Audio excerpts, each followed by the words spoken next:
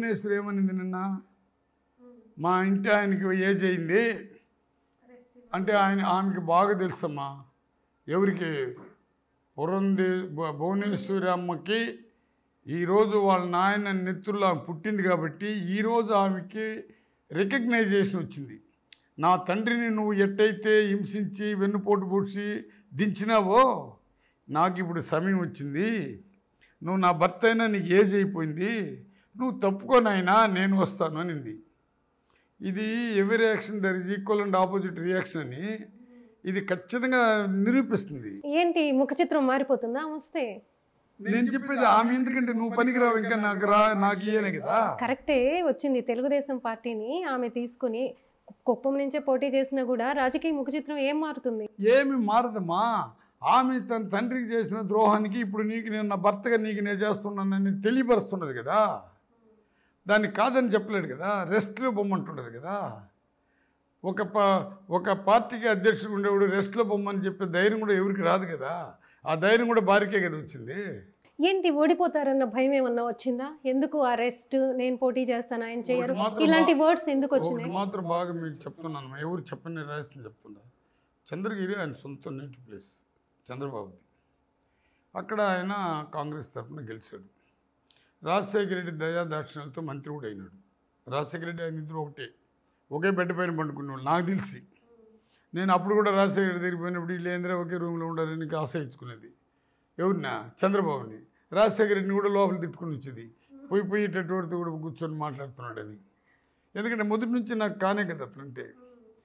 అప్పుడు ఏం చేశాడు, చంద్రగిరి ఓడిపోయినాక రెండో తూరు ఓడినాడు. అది కూడా ఎట్టా, వాళ్ళ మామతోనే నేను ఫైటర్ అన్నాడు. మా మామని ఎదిరిస్తాను, కాంగ్రెస్తాను, ఎన్టీ రామారావుని ఓడిస్తాను అన్నాడు. కడానా పాపం ఏమీ లేని ఒక నాయుడు దగ్గర ఓడిపోయినాడు. అప్పుడు పార్టీ పోయి ఉన్నాడు. ఎప్పుడు పార్టీ వచ్చిందో నైస్గా చూశాడు. తమిళనాడు కల్చర్ అతనికి బాగా తెలుసు.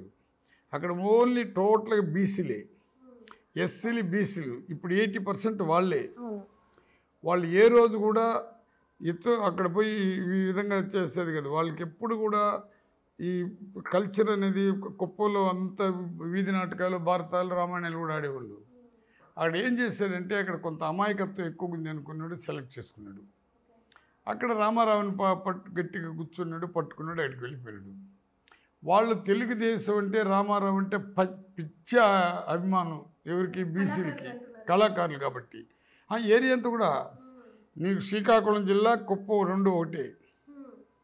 కుప్పం కూడా విపరీతమైన ప్రేమ ఎవరిపైన? ఎన్టీ రామారావు పైన. అల్లుడే కదా వచ్చినాడని అతనికి పట్టం కట్టేశాడు. ఆ పట్టంతో అతను ముఖ్యమంత్రి అయిపోయినాడు.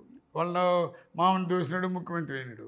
మనం నియోజకవర్గానికి ఒక ముఖ్యమంత్రిగా అవుతున్నాడు కదా, ఏం చేసినా చేయపోయినా అనుకుంటే కూడా బాగా లీడర్లంతా బీసీ లీడర్ని సెలెక్ట్ చేసుకుంటే, ఎస్సీ లీడర్ని సెలెక్ట్ చేసుకుని హైదరాబాద్కి రమ్మనేది. వాళ్ళు కార్లు పెట్టేది, తిప్పేది, భోజనాలు పెట్టేది, హ్యాపీగా పంపించేది. తోడదట్టి భుజాన్ని తట్టి పంపిస్తే వాళ్ళు హ్యాపీగా ఫీల్ అయిపోయినారు. ఈ జగన్మోహన్ రెడ్డి వచ్చినాక, కేవలం జగన్మోహన్ రెడ్డి వచ్చినాక కూడా వాళ్ళ మార్పు రాలా. కుప్పం ప్రజలకి మార్పు ఎప్పుడు వస్తున్నదంటే జగన్మోహన్ రెడ్డి పథకాల్లో మార్పు వచ్చింది. నవరత్నాల్లో వాళ్ళు అనిపిస్తుండరు. అక్కడ 45 నుంచి 60 సంవత్సరాలు ఉండేవాళ్ళు 80% ఉండరు. వాళ్ళు దే ఆర్ గెట్టింగ్ వాళ్ళకి అది 18,000 పడుతూ ఉండదు. అమ్మఒడి తీసుకుంటుండరు. లేడీ రిజర్వేషన్లు పెట్టి అక్కడ మున్సిపల్ చైర్మన్లు ఈ కంప్లీట్గా తీసుకున్నారు. ఈ అందరి నీవా వాటర్ కూడా ఇప్పుడు తీసుకొని వస్తున్నాడు కదా. ఇది కంప్లీట్ చేశాడు. వర్షాలు వచ్చినాక ఇంకా మళ్ళీ నెక్స్ట్ మంచి వర్షాలు వచ్చినప్పుడు నీళ్లు బ్రహ్మాండంగా వస్తుంది. అంటే చంద్రబాబు నాయుడు చేయని పని ఒక్కటి కూడా మిస్ కాకుండా చంద్రబాబు ఏదేది చేయలేదో అదంతా చేస్తూ ఉన్నాడు. పేదవాళ్ళకి రుణపడేటట్టు పేదవాళ్ళకి అకౌంట్లో డబ్బు వేస్తున్నాడు. అసలు ఇండియాలో పేదవాడు అకౌంట్ని ఓపెన్ చేసిన శక్తి ఎవరికి వచ్చిందమ్మా? మా అమ్మకి ఎప్పుడైనా అకౌంట్ ఉండిందా బ్యాంకుల్లో? ఉన్న వాళ్ళకి అకౌంటే. కానీ ఈరోజు జగన్మోహన్ రెడ్డి వచ్చినాక ప్రతి కుటుంబం, ప్రతి పేదవాడు వాళ్ళ ఇంట్లో ప్రతి ఒక్కరూ అమ్మఒడి ఉండేవాళ్ళు బ్యాంకులో పోవాలా. ఓల్డ్ ఏజ్ పెన్షను 15,000 రూపాయలు 18,000 పడేవాళ్ళు బ్యాంక్ ఓపెన్ చేయాలా. రుణం తీసుకునే వాళ్ళు బ్యాంక్ ఓపెన్ చేయాలా. ఈ విధంగా బ్యాంకుని ఓపెన్ చేసి వాళ్ళ అకౌంట్ ఓపెన్ చేయించే చరిత్ర సృష్టించినోడే కదా జగన్మోహన్ రెడ్డి. ఇవంతా పోల్చుకుంటే ఓటర్లు జగన్మోహన్ రెడ్డి పక్క ఉంటారా, చంద్రబాబు పక్కన ఉంటారా? మీరే చెప్పండి.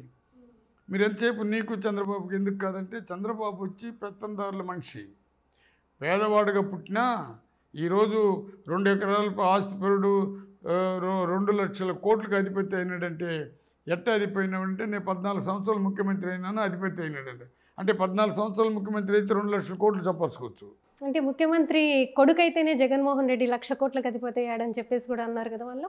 అవే కదా కేసులు కూడా పెట్టించింది, కేసులు ఒక్క కేసు కూడా నిలవదమ్మా, అవన్నీ అబద్ధాల కేసులమ్మా. జగన్మోహన్ రెడ్డి పైన పెట్టిన కేసు ఒక్కటి కూడా నిలవదని సాక్షాత్తు. అంటే ఆ సమయంలో 1,00,000 కోట్ల బడ్జెట్ కూడా లేదు కాదమ్మా, రాష్ట్రానికి. 1,00,000 కోట్ల బడ్జెట్ నోరు ఎట్లున్నదట్టు మాట్లాడతారమ్మా. రేపు ఎవరైనా ఆయనకి ఇంకా కసిగా ఉంటే ఇప్పుడు శర్మిలమ్మ మాట్లాడుతున్నది కదా, జగన్ అనొచ్చా అన్న? ఏం జగన్మోహన్ రెడ్డి జగన్ రెడ్డి నీ పరిపాలన బాగలేదు, నేను నిన్ను ప్రశ్నించేదానికి వస్తే నన్ను అరెస్ట్ చేస్తావా? ఏం ప్రశ్నిస్తావు నువ్వు? ఒకే తండ్రికి పుట్టిన వాళ్ళు మీరు, ఒకే రక్తంలో పంచుకున్న వాళ్ళు మీరు.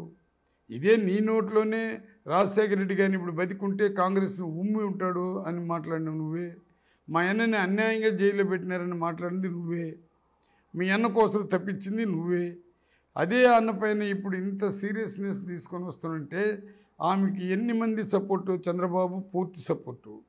అక్కడ స్క్రిప్ట్ తయారు చేస్తే దాన్ని చెప్తే పంపిస్తే పవన్ కళ్యాణ్ మాట్లాడినట్టు ఆమె మాట్లాడుతున్నది. కాంగ్రెస్ సపోర్ట్ అంటున్నారు, కాంగ్రెస్ సపోర్టే లేదు ఆమెకి. ఒక జగన్మోహన్ రెడ్డి అనే వ్యక్తికి చెల్లెలుగా ఉండరు. ఈమెని మనం శూర్పణఖ మాదిరిగా పంపిస్తే రావణాసురుడు యుద్ధం జరిగింది, దానికి శూర్పణఖ కారణమైంది, అట్ట అవుతుందని సోనియా గాంధీ ఇటలీకి సంబంధించిన ఇటలీ మైండ్ ఉండే ఆమె చేసే పనులు ఇవి. ఆ రోజు జగనన్న బాణం అన్నావు, ఈరోజు నువ్వు చంద్రబాబు బాణమా? అదేవిధంగా కాంగ్రెస్కి బాణమా లేదా బీజేపీ బాణం నువ్వా? ఎవరి బాణం? అది కూడా అంటుంది ఆమె. నిజంగా ఆమెకి నేను ఆమె విజ్ఞతకు వదిలేస్తున్నాను. జగనన్న కన్నా కూడా చంద్రబాబే బెటర్ అని ఇచ్చింది నిన్న పరిపాలనలో. లోకేష్ సొంత అన్నలంటాడు, సొంత అన్న ఏమంటే ఈమెకి పాపం లోకేష్ సొంత ఎప్పుడైనాడు మనకి సొంత అన్న అంటే మీ నాయన్ని మీ నాయన్ని చంపేదానికి కారకుడైనటువంటి చంద్రబాబు సొంతమా? మీ అన్నని జైలుకి పంపించినప్పుడు సొంతం నీకు అన్న. వాళ్ళని నువ్వు అన్న అంటుండవంటే నీ విజ్ఞతకు వదిలేవలసింది. ఏంటి ఆమె మోటివ్ ఏమంటారు?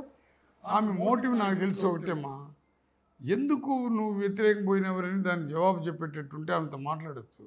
మరి ఎందుకమ్మా తెలంగాణలో వైఎస్ఆర్ పార్టీ తెలంగాణ వైఎస్ఆర్ పార్టీని పెట్టింది? అప్పుడు కాంగ్రెస్ని అసహించుకోలేదా? కాంగ్రెస్ని తిట్టలేదా? అదే కేసీఆర్ని తిట్టలేదా? ఇదే బీజేపీని తిట్టలేదా? మరి ఈరోజు నోరే ఎత్తకుండా ఎవరిని తిట్టకుండా మళ్ళీ ఇక్కడ వచ్చి దాన్ని కాంగ్రెస్లో కలిపేసి నువ్వు కలిపిన దానివల్ల నా వల్ల గెలిచినారు కాంగ్రెస్, ఇక్కడ కూడా అట్నే చేస్తాను, ఇక్కడ వచ్చి నువ్వు 10 కోసం నీకు అధ్యక్ష పదవి దానికి పోతే నీకు అధ్యక్ష పదవి ఇస్తానంటేనే కదా పోయినావు. రేపు వాళ్ళు గవర్నమెంట్ వస్తే నేను ఎక్కడైనా ఇదేంది రాజ్యసభ మెంబర్గా ఇస్తారని కదా పోయినావు. అసలు నీకు రాజ్యసభ అయిపోయింది కదా, రాజ్యసభ అయిపోతే కంగా వచ్చింది అనుకో, పైన నామినేషన్ పైన ఏదో ఒక పోస్ట్ వస్తుంది. లేకపోతే కూడా మళ్ళీ వాళ్ళు సృష్టించాలంటే ఏమని ఇస్తారు? కాంగ్రెస్ పార్టీ ఇంకా నాకు తెలిసి మన రాష్ట్రంలో ఇంకొక 100 సంవత్సరాలు కూడా రాదు. అది ఎప్పుడో డెడ్ అయిపోయింది. దాన్ని జీవం పోయలేరు ఎవరు. చనిపోయిన జీవికి ఏం పోసినా అది లేదు. ఇక్కడ జగన్మోహన్ రెడ్డి ప్రాణం ఉండేంతవరకు కాంగ్రెస్ బతికి బయటపడదు. ఆయన ప్రాణం ఉండేంతవరకు తెలుగుదేశం ఇదే లాస్ట్ ఎలక్షను. దీంతో తెలుగుదేశం కూడా భూస్థాపితం అయిపోతుంది. ఇప్పుడే నీకు పార్లమెంట్లో చెప్పుకునే దానికి లేకుండా చేసేసినాడు జగనన్న. రాజ్యసభలో తెలుగుదేశం అనేది ప్రతినిధి ఒక్కడనే లేకుండా చేస్తున్నాడు. నాకు తెలిసి రేపు ఎలక్షన్లో వైనాట్ 175 నిజంగా ఆయన పథకాలు నేను చేసి ఉండి మీకు ఉపయోగపడి ఉంటే నాకు ఓటేయండి అని చెప్పినప్పుడు ప్రజలు కానీ నిర్భయంగా ఓటేస్తే 170 సీట్లు. Please subscribe Telugu politics.